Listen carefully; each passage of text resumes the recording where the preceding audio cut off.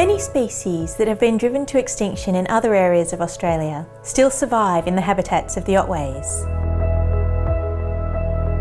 But without decisive action, these precious species could vanish from our forests and heathlands forever.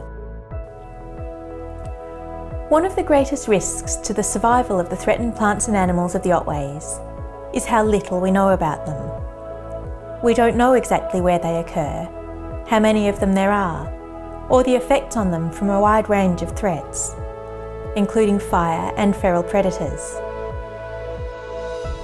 This makes it very difficult to direct and measure conservation efforts. The tiger quoll, which was thought extinct in the Otways for a large period of time, and recently we've been able to gather some information through scat DNA analysis and some imagery. Still, the data doesn't come in easily. The second species that we're really focusing on is Longnosed Pottery, which is quite an elusive small mammal, and we obviously struggling to get information on demographics, population trends, etc. So we need some more options. We've started really collaborative partnerships, particularly with Parks Victoria and the University of Melbourne.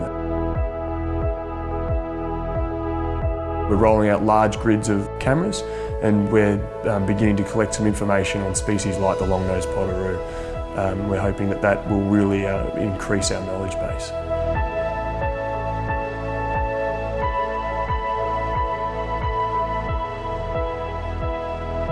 We're also working with Canada Development to develop a team of threatened species conservation dogs. They've been trained to find tiger quoll and long-nosed potteroo scat, so we can learn more about the species that we have difficulty collecting data with more traditional methods.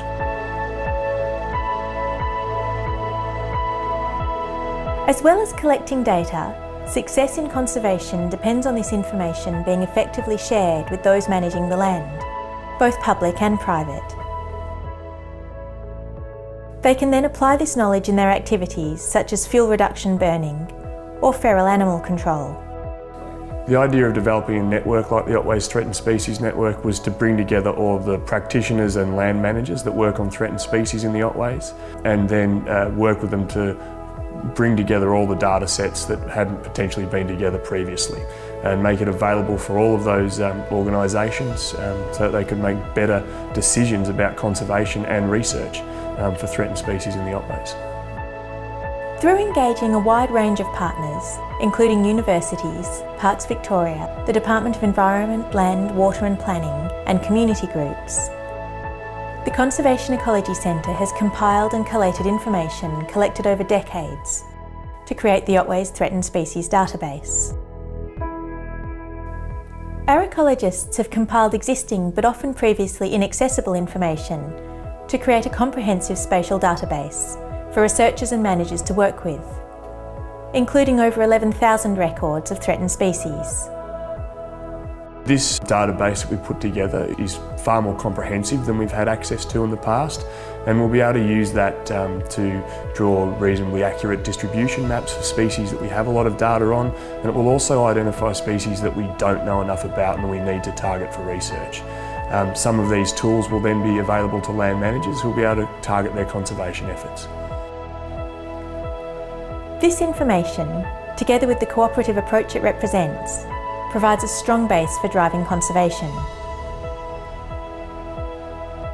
The Otways Threatened Species Research Network comes at an extremely important time for the region, as Parks Victoria embarks on establishing the most ambitious small mammal recovery program ever seen in the Otways, reducing the threat of predation by foxes on vulnerable native species.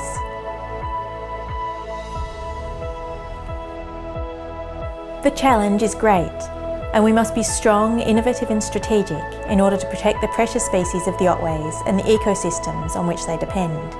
Working together, we can make the most of the opportunity. To find out more, or how you can help, visit conservationecologycentre.org.